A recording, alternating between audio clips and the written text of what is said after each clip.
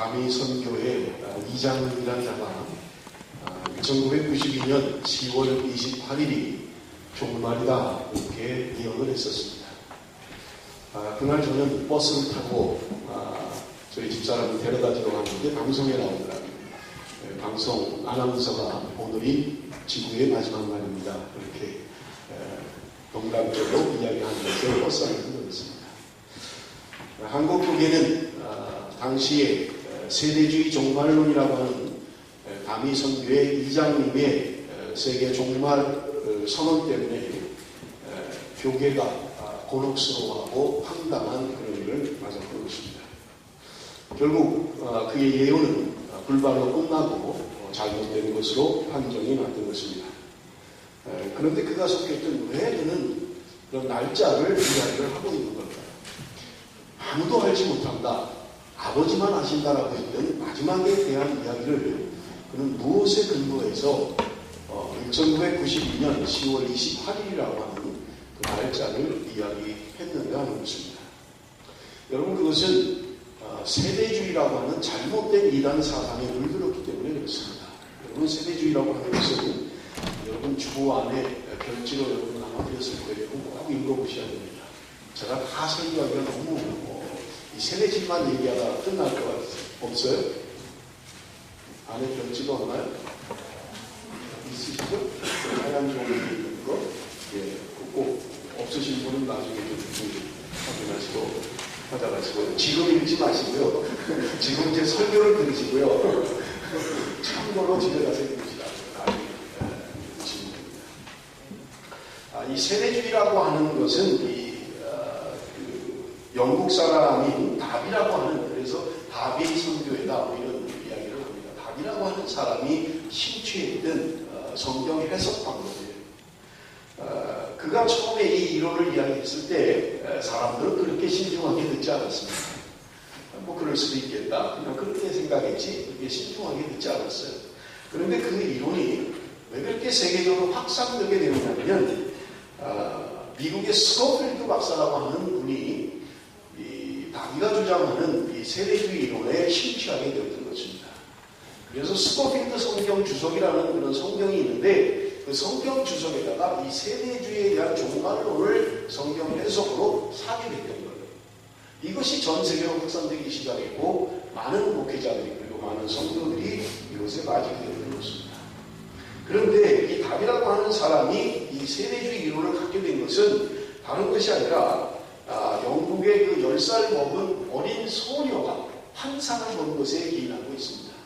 어린 소녀가 본 환상은 어떤 거냐면 환란이 일어나는데 환란 전에 성도들이 휴거되는, 여러분 성경에 휴거라는 말은 없습니다. 공중으로 들림받는 그런 환상을 보게 되는 것입니다. 그것을 듣고는 이 답이라고 하는 사람이 그것에 근거해서 세대주의 종말론을 만들었던 것입니다.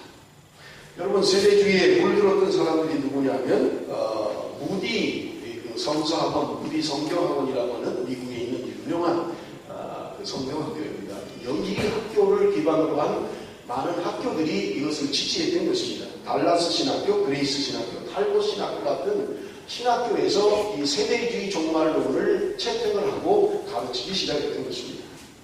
여러분, 우리가 잘 아는 것처럼 딜 무디와 그리고 토레이라고 하는 사람이 여기에 전폭적인 지지를 했고요. 그리고 여기서 공부했던 19세기 후반에 한국으로 왔던 선교사들, 그들이 이 세대주의 종말론에 이미 익숙해 있던 사람들이에요. 그래서 자연히 한국에 와서 그들이 가르친 것이 세대주의 종말론을 가르치게 되었던 것입니다. 여기 한국의 유명한 길선주 목사님이라는 분이 이 세대주의 종말론에 물들어 있었어요. 이분은 자기가 이야기하기를 자기는 요한계시록을 만독을 했다 그렇게 이야기하는 참. 이 세대주의 종말론에 심취하게 되었던 것입니다. 그런가 하면 신학교에 우리 잘 아는 그런 신학자인 박형룡 박사, 총신의 박형룡 박사, 침례교회 장금환 박사, 이런 분들이 세대주의 종말론을 지지하게 되었던 것입니다. 그리고 한국에도 이것이 선교사를 통해서 들어오기 시작하고 전국적으로 확산된 것은 여러분 이름만 대면 잘 아시는 세계에서 가장 큰 교회 제2 목사님이 이 세대주의 종말론에 근거해 있었던 거예요.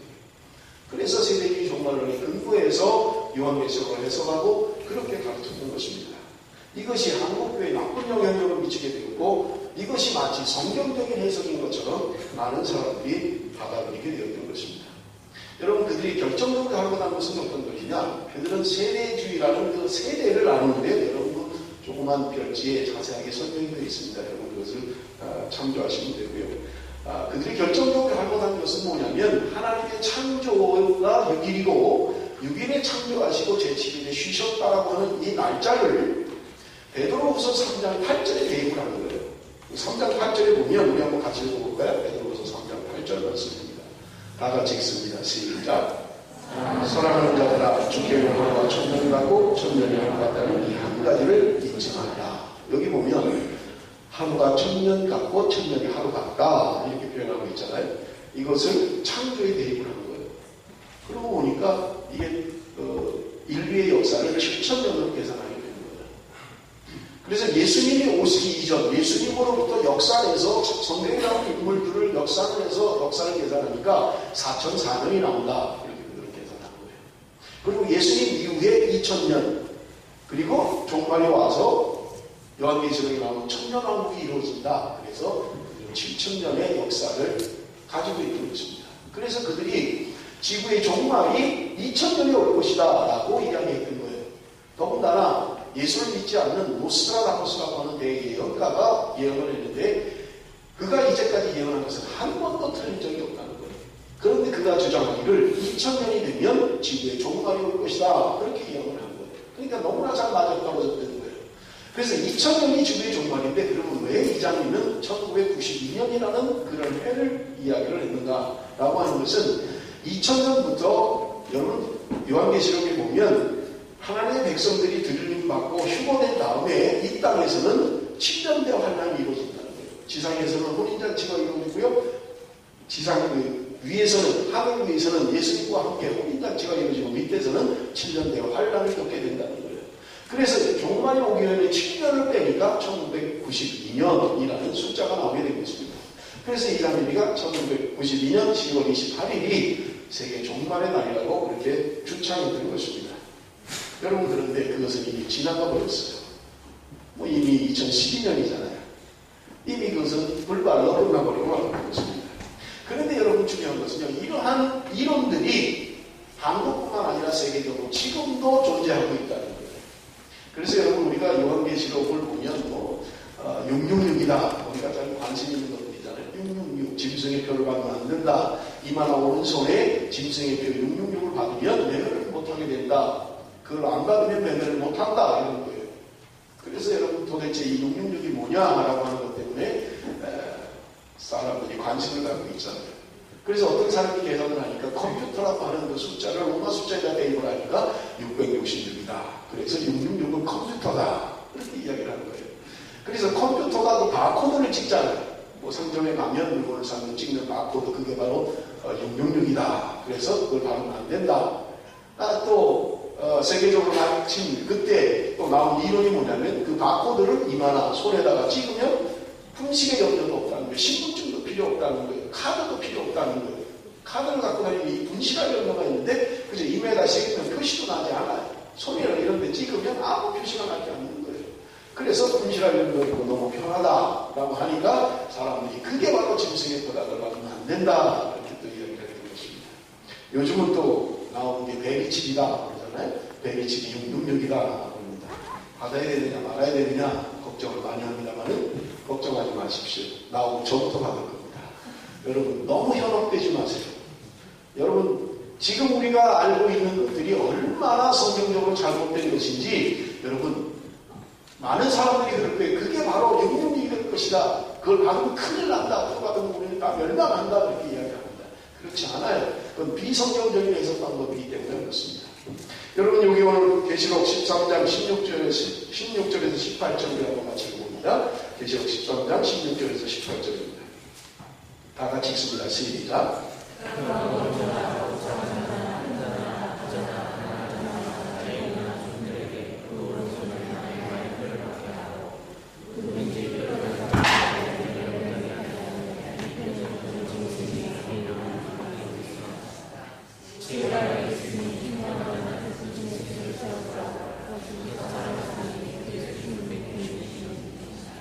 누구든지 이 표를 가진 자 외에는 매매를 못하게 하니 이 표는 곧 짐승의 이름이나 그 이름의 수다 그리고 용능력이다 그렇게 이야기하고 있는 거예요. 도대체 이것은 무엇일까요? 나중에 제가 우리 지난 목요일부터 요한계시록 매일 성경을 큐티하고 있잖아요. 요한계시록을 따라서 여러분 계속해서 한 달 동안 설교를 해주는 것입니다. 그래서 용능력에 대한 것은 다음에 제가 본문이 나올 때 여러분들에게 말씀드리도록 그렇게 하겠습니다. 여러분 중요한 것은요, 왜 하나님이 이 말씀을 주셨는가라고 하는 것이고요, 그리고 누구에게 주었는가라고 하는 것입니다. 뭐 때문에 이 말씀을 주셨는가 하는 거예요. 계시록의 수신자는 도대체 누구냐라고 하는 것입니다. 오늘 4절 말씀을 봅니다. 4절 말씀을 보면 요한은 아시아에 있는 7교회에 편지하노니 이제도 계시고 전에도 계시고 장차 오시기시며 그의 보좌 앞에 있는 7이름과 여기 보면 요한은 아시아에 있는 7교회에 편지했다. 그런데 여러분 1절을 보시면 요한계시록 1장 1절을 보면 예수 그리스도의 계시라 이는 하나님이 그에게 주사. 이 요한계시록은 예수 그리스도의 계시라는 거예요. 그런데 하나님이 그에게 줬다는 거예요. 여기 그라는 말은 예수님을 말합니다. 예수님에게 이 계시 말씀을 주셨다는 거예요. 그런데 그 다음에 보세요. 반드시 속히 일어날 일들을 그 종들에게 보이시려고 그의 천사를 그 종 요한에게 보내어 알게 하셨다. 하나님이 예수님에게 이 계시의 말씀을 주셨고 예수님이 이것을 많은 종들에게 알게 하기 위해서 천사를 통해서 요한에게, 사도 요한에게 주셨다는 거예요. 그리고 여러분 2절이 말하는 게 뭐예요? 요한은 하나님의 말씀과 예수 그리스도의 증거고 자기 본 것을 다 증언하였느니라. 그리고 이것을 4절에 보니까 지금 교회들에게 아시아에 있는 7교회에 편지를 써서 자기가 보고 들은 것을 편지를 써서 요한이 지금 교회에게 주고 있는 것입니다. 그러므로 하나님이 주신 이 계시의 말씀은 지금 교회들에게 주시는 말씀입니다. 자, 그러면 여러분 한번 보세요. 왜 하나님이 지금 교회들에게 이 말씀을 주시면서 우리가 잘 이해하기 어려운 숫자들, 상징들 도대체 왜 이런 것들을 이렇게 보여주고 있느냐는 것입니다. 왜 그런 것 같아요? 다른 데는 그런 것이 없는데 그냥 이렇게 편하게 다 기록이 되어 있는데 요한계시록만 유독 다르게 표현하고 있는 거예요. 여러분 그것은 다른 이유 때문에 그렇지 않습니다. 여러분 그 소아시아 7교회라고 하는 이 교회는 지금의 터키 근방의 교회들을 이야기합니다. 그런데 지금은요 교회는 있지만 그리스도인은 없어요. 이미 다 모슬렘화 되어버렸습니다. 그런데 당시에 이 말씀을 기록할 당시의 아시아의 7교회는 그 교회에 부흥하는 교회들이었습니다.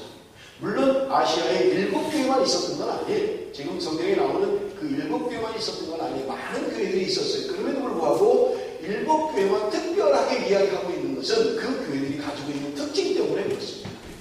여러분 우리가 그냥 알 수 있는 것은 예수님의 칭찬을 받은 교회들이 있는가 하면요 책망만 받은 교회들이 있습니다. 그리고 책망과 칭찬을 경하에 받은 교회들이 있어요. 제가 시간이 되는 대로 교회에서 설명을 하게 될 것입니다. 여러분 지금 이 7교회는 특별해서 주신 게 아니라는 말이에요. 지금 교회의 특징을 가진 이 교회들에게 지금 이 말씀을 주셨는데 이것은 우리들에게 주시는 말씀이다. 교회의 특징을 가진 이 교회들을 통해서 우리에게 주시는 말씀입니다. 그런데 여러분 왜 그럼 이렇게 상징적인 숫자나 상징적인 그런 단어로 이 성경을 기록할 수밖에 없었느냐 하는 것입니다. 그것은 당시에 아시아의 7교회는 로마의 지배를 받고 있었습니다. 그래서 로마 황제를 숭배해야 된다고 했고요. 황제 숭배를 하지 않는 자는 처형을 당했습니다. 더군다나 그리스도인은 예수를 믿는다는 것 때문에 여러분 처형을 당할 때입니다. 예수를 믿는 것 때문에 고난이 있고 핍박이 있고 때로는 감옥에 가야 하는 형편이에요. 그러니 정상적으로 표현을 하면 그것을 로마라고 표현을 한다든지 그게 황제라고 표현을 한다면 당장에 끌려가서 감옥에 가든지 죽을 형편인 거예요. 그러니까 이것을 상징적으로 표현을 했던 거예요. 그 사람들만 알 수 있도록 표현했다는 말입니다. 여러분 예수님께서 가늠하다 잡혀온 여인을 향해서 말씀을 하시면서 죄 없는 자가 먼저 돌을 치라, 돌을 던지라고 이야기하시면서 그 바닥에다 뭔가를 그리셨다 그러잖아요. 그런데 그게 물고기였다 이렇게 이야기합니다. 여러분 왜 예수님이 그 물고기를 그렸을까요? 근데 여러분 그 물고기라고 하는 것은 익투스라고 하는 나는 예수 그리스도를 믿는 사람입니다 라는 그런 표시로 여러분 요즘 차에도 물고기 표시를 달고 다니잖아요. 그것은 그냥 상징이에요. 서로 아는 사람끼리만 예수를 믿는 사람들이면 나는 예수를 믿습니다 또는 예수를 믿어야 됩니다라고 하면 감옥에 가요. 잘못하면 죽습니다. 그러니까 상징적으로 표시해 놓은 거예요. 지금 요한계시록이라고 하는 것은요, 상징으로 지금 소아시아 7교회 그리고 교회들에게 주시는 말씀이라는 말입니다. 왜 그렇습니까? 지금 이 아시아 7교회는 환란의 시기에 있는 교회예요. 너무너무 힘든 시기에 있습니다. 예수 믿는다는 것 때문에 죽어야 되는 상황이에요. 예수 믿는다는 것 때문에 감옥에 가야만 합니다. 예수 믿는 것 때문에 불이익을 당해야 돼요. 그런 시대에 살고 있는 거예요. 그 시대에 하나님께서 위로의 말씀을 주십니다. 그 위로의 말씀이 무엇입니까? 주님은 다시 오십니다. 주님은 곧 오실 것입니다. 지금 힘들고 어렵지만 주님이 다시 오시니까 조금만 참고 견딥시다. 주님은 반드시 다시 오실 것입니다. 그렇게 지금 요한계시록을 그들에게 전해주고 있는 것입니다. 이 상징들을 너무 문자적으로 해석한다면요, 상징으로 봐야 되는데 그것을 그냥 잘못 해석하면 많은 이단들이 이 요한계시록을 마치 자기네만 푸는 것처럼 그렇게 해석하는 잘못을 범하고 있는 거예요. 여러분, 이 멜번에도 이단들이 많이 들어오고 있습니다. 우리 교회 가까이도 들어와 있어요. 신옥주라고 하는 이 이단은요, 말씀을 마치 자기네만 푼다라고 이야기를 해요. 성경은 이거는 방언으로 기록된 것이기 때문에 방언으로만 성경을 해석해야 된다, 그런 이야기를 해요. 그러면서 성경을 뭐 여기저기 인용을 하는데, 그냥 예를 들면 뭐 열매가, 그러면 열매가 들어가는 창세기부터 요한계시록까지 열매가 들어가는 다음에 성경 구조를 다 찾는 거예요. 그리고 전혀 맞지도 않는, 전혀 어울리지 않는 말씀이 있는데도 그것이 마치 성경적인 해석인 것처럼 우리는 성경적으로 풉니다, 성경적으로 해석합니다라고 이야기하고 있는 거예요. 아무거나 갖다 붙이면 성경적입니까? 그런데 성도들이 현혹이 되는 거예요. 성경 여기에 이런 말이 있고 여기에 이런 말이 있고, 그거에 현혹이 되어버리는 거예요. 여러분, 우리 교회 가까이도 이단이 와 있어요. 지금 잘못 해석하는 거예요. 하나님의 말씀을 잘못 해석하기 때문에 이단이 나오는 것입니다. 여러분, 여기 오늘 본문에 우리에게 말씀합니다. 여기 오늘 본문의 1절 보니까 예수 그리스도의 계시다, 그렇게 분명하게 말씀하고 있습니다. 여러분, 예수님 당시에 이 서신을 받았던 소아시아의 교회의 성도들은요, 예수를 믿는다라는 말은 곧 고난이라는 것과 동일한 말이었어요. 예수를 믿는다는 말은 순교와 같은 말이었습니다. 내가 예수를 믿습니다라고 하는 것은 순교를 당해야 되고 고통을 당해야 하는 것이 예수를 믿는다라는 그런 표현이었던 것입니다. 여러분, 요한계시록이라고 우리가 다 이야기합니다만 사실은 그런 이름의 책이 아니에요. 예수 그리스도의 계시다, 이게 책 이름이에요. 그런데 여기 요한계시록이라고 우리가 얘기하는 이유가 무엇입니까? 당시에 그렇게 고난과 고통과 핍박 가운데 있으니까 많은 사람들이 계시록을 썼던 거예요. 내가 받은 계시다, 하나님으로부터 계시다, 이렇게 많이 했던 거예요. 그래서 여러 계시 가운데 특별히 이것은 사도 요한이 쓴 계시다, 그래서 요한계시록이다, 이렇게 이름을 붙인 거예요. 다른 것과 좀 차별하기 위해서. 그런데 여러분, 이 요한계시록은 우리 한국교회도 마찬가지잖아요. 여러분, 36년 동안 일제히 핍박을 받을 때 가장 많이 해석을 하고 가장 많이 설교되는 게 요한계시록이었어요. 그리고 성도들이 가장 많이 불렀던 찬송이 재림에 대한 찬송이었던 것입니다. 그래서 일본이 나중에는 요한계시록을 설교하지 못하도록 방해를 했고 재림에 대한 찬송을 아예 부르지도 못하도록 했잖아요. 힘들고 어려우니까, 압제를 받고 힘들고 어려우니까 하나님의 말씀을 붙들었던 거예요. 주님은 곧 다시 오십니다. 내가 속히 올 것이다. 그 약속의 말씀을 붙들었던 거예요. 그리고 그들은 늘 재림의 찬송을 불렀던 거예요. 오직 주님만이 소망이기에, 주님만이 소망이기에 그들은 주님만을 붙들었던 것입니다. 여러분, 그래서 그 당시 예수님 당시에 내가 예수를 믿는다라고 하는 것은 곧 순교요, 고난이 아주 상징적으로 그들에게 상식적으로 통해되는 것입니다. 여러분, 1절은 계시의 유래를 설명하고 있고요, 2절은 계시의 성격을 이야기합니다. 3절은 계시에 관련된 축복을 이야기하고 있습니다. 오늘 8절까지 읽었습니다만은 제가 1절, 2절, 3절 안에서 계속해서 말씀을 진행할 것입니다.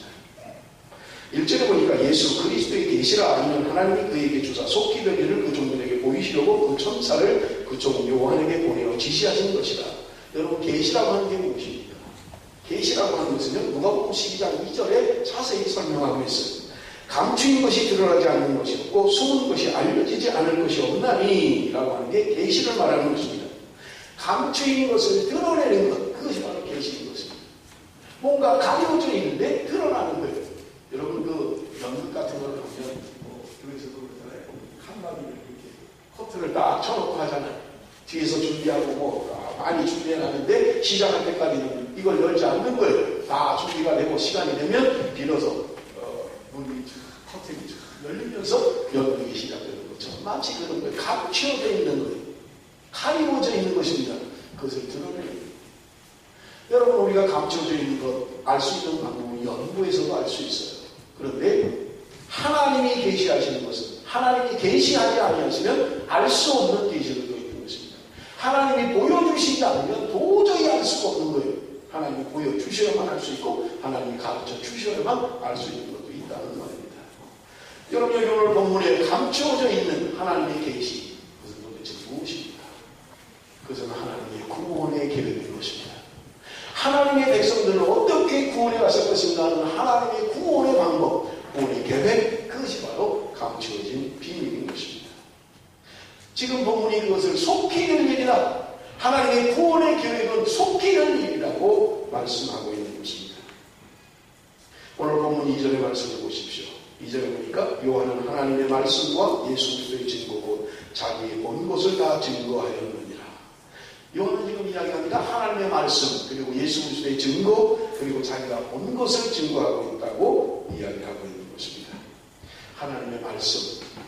여러분 지금 예수 그리스도의 계시는 하나님의 말씀인 거예요. 하나님의 말씀을 보여주고 있는 것입니다. 하나님의 말씀을 풀어주고 있는 거예요. 하나님의 말씀이 우리에게 능력이 되기 때문에 그렇습니다. 그래서 이사야 55장 11절에 내 입에 나가는 말도 헛되이 내게로 돌아오지 아니하고 나의 뜻을 이루며 나의 명하여 보낸 일에 형통하리라 말씀하고 있는 것입니다. 하나님의 말씀만이 우리를 승리케 하신다는 말이에요. 그래서 여러분 에베소서에 보면 성령의 검고 하나님의 말씀을 가지라 그렇게 하잖아요. 전부 다 방어용이 구원의 투구, 의의 흉배, 진리의 허리띠, 복음의 신, 믿음의 방패 전부 다 방어용인데 오직 공격용 하나님 성령의 검고 하나님의 말씀을 가지라고 이야기하고 있는 것입니다. 사단을 물리칠 수 있는 것은 하나님의 말씀이에요. 예수님께서 40일 동안 시험을 받으실 때도 시험을 이기셨던 것은 자기의 능력과 의지로 하지 않으셨습니다. 오직 하나님의 말씀으로 사단을 물리치고 시험을 이기셨던 것입니다. 그러므로 여러분 성도들이 하나님의 말씀을 잡을 때 하나님의 말씀을 가지고 있을 때 승리하게 될 줄로 믿습니다. 하나님이 우리에게 주시는 거예요. 그러므로 말씀을 읽어야 돼요. 말씀을 들어야만 합니다. 말씀을 지켜야만 하는 것입니다. 오늘 본문에 예수 그리스도의 증거다 그렇게 이야기합니다. 예수 그리스도의 증거라는 거예요. 예수님께서 십자가에 달려 돌아가시면서 증거하신 거예요. 예수 그리스도를 증거하신 것입니다. 여러분 증거한다는 말은 여러분 법원에서도 법정에서도 증인은 아무나 할 수 없잖아요. 내가 본 것, 내가 들은 것 그것이 증인이 되는 거예요. 그래서 증언을 하기 전에는 반드시 선서를 하잖아요.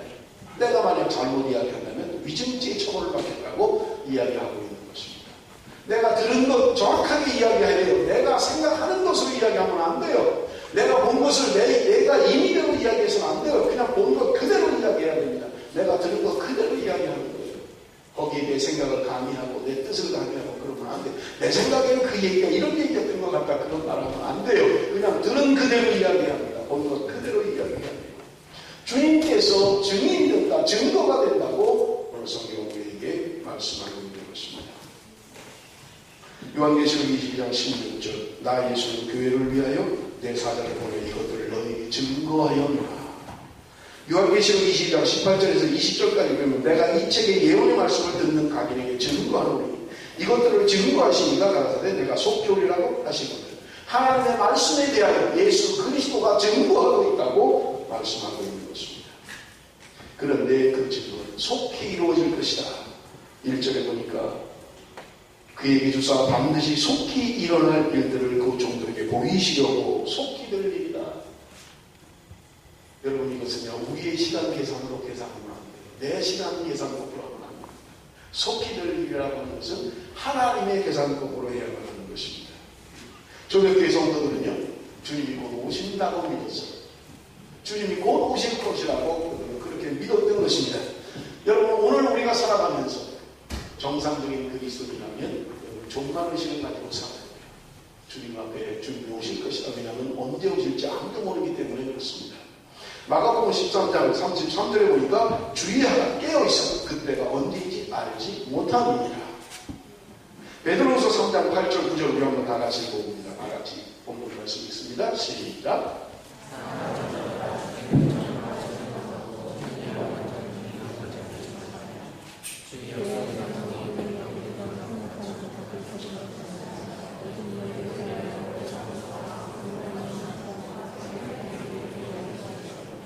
주의 약속은 어떤 일이 더디다고 생각하는 것까지 더딘 것이 아니라 오직 너희를 위하여 오래 참사 하나님을 참고 계시다는 것.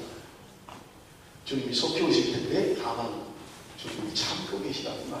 그런데 그날이 언제인지 모르기 때문에 우리는 늘 종말 앞에 살아야 된다는 거예요. 종말의 신앙을 가지고 살아야 된다고 말씀하고 있는 것입니다. 여러분 오늘 본문 3절에 결론의 말씀이 있습니다.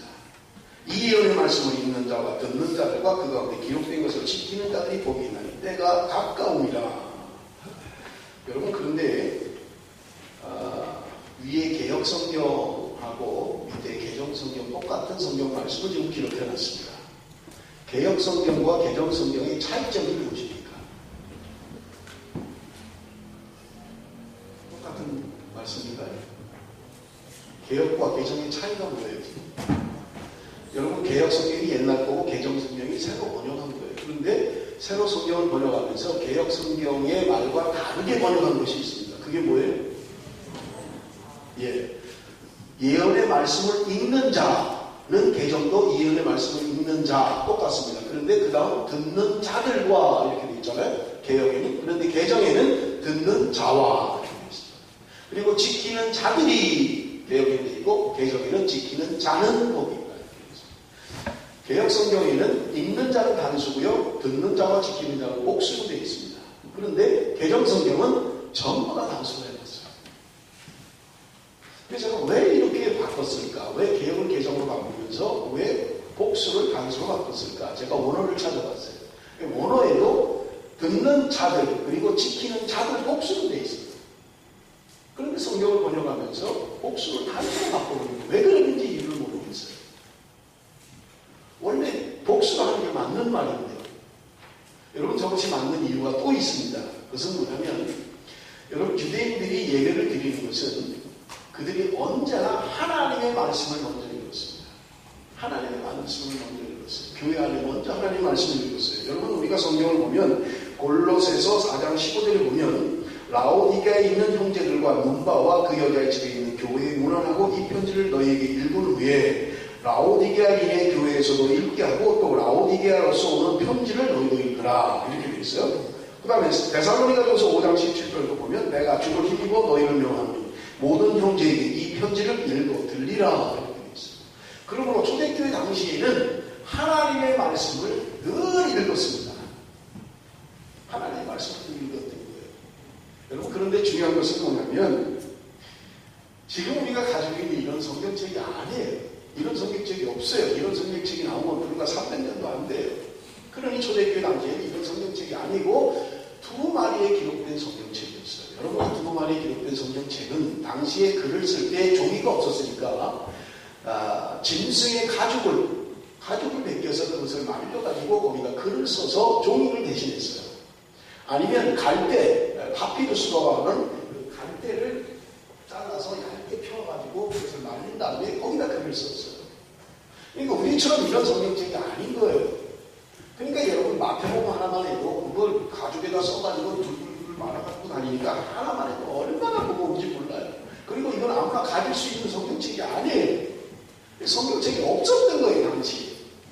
그리고 당시에는 성경을 읽을 만한 사람도 많이 없었어요. 왜냐하면 여러분 예수님 당시에는 그 당시에 사용하는 언어는 헬라어라는 것을 사용했습니다. 그런데 성경이 기록된 것은 신약 성경은 헬라어로 기록되어 있지만 구약 성경은 헬라어로 기록되지 않았어요. 히브리어로 기록되어 있는 거예요. 그러니 당시 쓰지 않는 언어를 사용하고 있는 거예요. 그것도 두루마리에 기록되어져 있는 게 개인이 소유하기가 쉽지 않아요. 글도 모를 뿐만 아니라 그리고 성경책도 없었던 거예요. 그래서 성경을 읽는 게 쉽지 않았어요. 그래서 그들이 모여서 예배 드릴 때 그들이 먼저 했던 것은 하나님의 말씀을 읽는 사람이 있었던 거예요. 여러분 오늘날 설교하는 것처럼 설교를 혼자 하잖아요. 설교를 예를 들어서 지금 한 3명 서서 설교를 각자 다 한다고 해보세요. 누구 말을 듣는 거예요? 헷갈려서 어떻게 설교를 듣겠어요? 설교를 한 명이 하는 거잖아요. 그래서 여러분 성경을 읽는 사람은 한 명이 읽는 거예요. 글을 아는 사람이 성경을 갖다가 두루마리를 갖다가 성경을 읽습니다. 이것은 하나님의 말씀입니다. 그리고 성경을 읽어요. 그러면 성도들이 앉아서 그것을 듣습니다. 그런데 듣는 사람은 한 사람이 듣는 게 아니에요. 여러 사람이 듣는 거예요. 그래서 여러분 복수하는 게 맞다는 말에 읽는 사람은 한 사람이 성경을 읽어요. 듣는 사람은 여러 명이 복수가 많아요. 듣는 자들이 거기 있다는 게 맞다는 말에 하나님의 말씀을 들은 그들이 돌아가서 하나님 말씀대로 살고 말씀을 지켜 행하는 그들 복수가 맞는 거예요. 그런데 왜 개정성경이 저것을 단수로 바꿨는지 저는 이해가 되지 않습니다. 왜 그렇게 했는지 저는 잘 모르겠어요. 여러분 초대교회 성도들을 한번 상상을 해보십시오. 밖에 나가면 죽음이 도사리고 있어요. 예수 믿는 것 때문에 감옥에 가야 되고 예수 믿는 것 때문에 모든 재산을 다 빼앗겨야만 합니다. 때로는 예수 믿는 것 때문에 사랑하는 아내를 잃어야만 합니다. 예수 믿는 것 때문에 때로는 사랑하는 자식을 잃어야 돼요. 지금 밖에만 나가면 그런 상황이에요. 그들이 모여서 예배를 드립니다. 여러분 그들이 그냥 맹숭맹숭하게 예배를 드렸을 것 같습니까? 아니요, 저는 그럴 것 같지 않아요. 일전에도 여러분 말씀을 드렸습니다만 샘물교회에서 선교팀이 선교를 가잖아요. 그런데 그 목사가 어떻게 죽었는지 그 교회에 있는 목사님이 이야기를 해주더라고요. 밖에다 발표를 못했대요. 그런데 이걸 손을 하나씩 마디마디 잘랐다는 거죠. 10손가락, 10발가락을 다 잘랐다는 거예요. 그리고 칼을 가지고 수없이 찔러서 죽였다는 거예요. 이걸 사회에서도 국가에서도 발표를 못했고 교회에서도 발표를 못했어요. 나중에 실체를 보니까 다 잘려져 있는 거예요. 손이 다 잘리고 발이 다 잘리고 칼로 수십 번을 찔러서 죽이고. 제가 일부 예배 때도 말씀드렸어요. 아니 뭐 칼 가지고 자르는 거 그만두고 바늘을 가지고 손을 한번 푹푹 찔른다고 한다면 너 그래도 예수 믿을래? 라고 한다면 몇 사람이나 나올까? 여러분 초대교회에 예배에 나와서 예배를 드리는 사람들은 그냥 나오는 사람들이 아니에요. 생명을 걸고 나오는 사람들이에요. 예수를 믿는 것 때문에 모든 것을 빼앗겨야 되는 거예요. 기득권을 다 뺏겨야 되는 사람들이에요. 그 사람들이 자기가 생명을 잃더라도 가져가는 데는 뭔가가 있지 않으면 어떻게 생명을 버릴 수 있냐고요. 내 가진 재산을 어떻게 다 버릴 수 있냐고요. 내 부모와 형제를 어떻게 다 버릴 수 있어요. 내 부모와 형제를 다 버려도 내 생명을 버려도 그래도 취해야만 되는 소중한 것이 있기에 그들은 하나님 앞에 나올 때 그냥 맹숭맹숭한 마음으로 나오지 못했을까. 그들이 부르는 제일 찬송을 부르다가 오열을 했을 것입니다. 그들에게 무엇이 세상에 많이 위로가 되겠어요? 그들에게 위로되는 것은 단지 한마디, 주님은 다시 오십니다. 주님은 곧 오십니다. 주님은 살아계십니다. 그것이 그들에게 위로가 됐고 힘이 됐던 거예요. 그 한마디를 듣고 나가서 세상과 싸워야 되고 죽음과 싸워야 되고 감옥에 갇히는 고통 속에서도 그 한마디 말씀을 붙들고 살아야 돼요. 주님은 다시 오십니다. 주님은 반드시 오실 것입니다. 주님은 속히 오실 것입니다. 그들이 붙들었던 말씀이에요.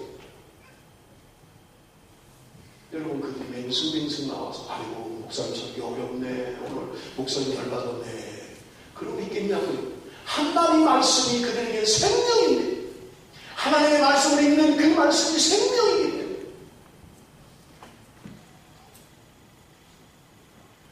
여러분 오늘 성경 이야기합니다. 때가 가까웁니다. 속히 이루어질 것이다. 여러분 아이러니한 것은요. 고난이 있고 핍박이 있으면 무엇이든지 망해야 됩니다. 여러분 한번 생각을 해보세요. 가게를 찾았는데 레스토랑을 찾았는데 사람들이 안 온다. 그럼 망하는 거예요 그냥. 그치? 망해야 돼요. 사람들이 없으니까요. 사람들이 많이 오면 흥하는 거예요. 사람들이 안 오면 망하는 거예요. 여러분 교회를 보십시오. 초대교회에 핍박이 있었고 고난이 있었고 죽었어요. 그런데 그때 그 교회들이 부흥했어요. 그들이 교회가 로마는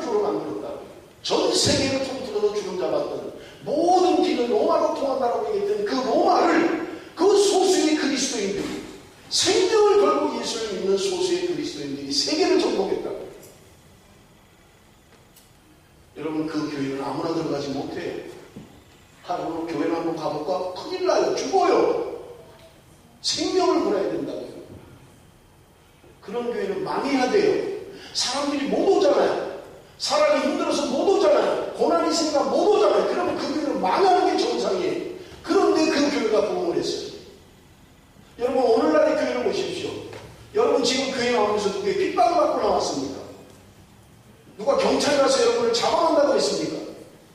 교회 나서 예배 드리는 것 때문에 여러분 어떤 불이익을 당합니까? 회사에서? 전혀 아니잖아요. 여러분, 그런데 보세요. 지금 교회들을 보십시오. 망하고 있잖아요. 이렇게 편하게 예수 믿을 수 있고 말씀이 없어요? 성경이 가지가지가 다 있잖아요. 쉬운 성경, 어려운 성경, 웨딩 성경도 있더라고요. 웨딩 성경. 별의별 성경이 다 있잖아요. 뭐 읽고 싶으면 얼마든지 여러분 주변에 말씀을 못 들어요? 생생의 말씀이잖아요. 인터넷에 통하든 뭐 CD를 통하든 마음만 먹으면 얼마든지 성경 읽을 수 있고 얼마든지 들을 수 있고. 그런데 지금 교회들이 망하고 있습니다. 유럽 교회들이 문을 닫고 있어요. 호주 교회들이 문을 닫아요. 이상하잖아요. 핍박이 있고 어려움이 있고 고난이 있으면 문을 닫아야 되는 게 정상이잖아요. 그런데 안 오잖아요, 사람들이. 그런데 그 교회가 초대교회에 그렇게 핍박을 받고 그렇게 죽음을 걸고 생명을 걸었던 그 교회가 부흥을 했다고요. 세계를 뒤집어 엎었다고요. 그런데 지금 마음껏 예수 믿고 마음껏 신앙생활 할 수 있고, 그런데 예배 시간도 못 지키잖아요. 우리는 그 예배를 소중하게 여기지 않잖아요. 그들이 얼마나 감격적으로 예배를 드리는데, 하나님의 말씀 한마디를 듣고 한 줄을 버티고 그것 때문에 사는 거예요. 그것이 우리의 신앙의 선배들이 사는 길이에요. 사랑하는 성도들, 나는 내 속에 피 묻은 십자가가 있으니까 주님이 나를 위해서 그러신 오염이 있습니다. 그런데 맹수에 적당히 신앙생활을 해요. 주님이 나를 위해서 흘리신 오염이 대한, 주님이 나를 위해서 흘리신 피가 있는데, 그것은 거짓이에요.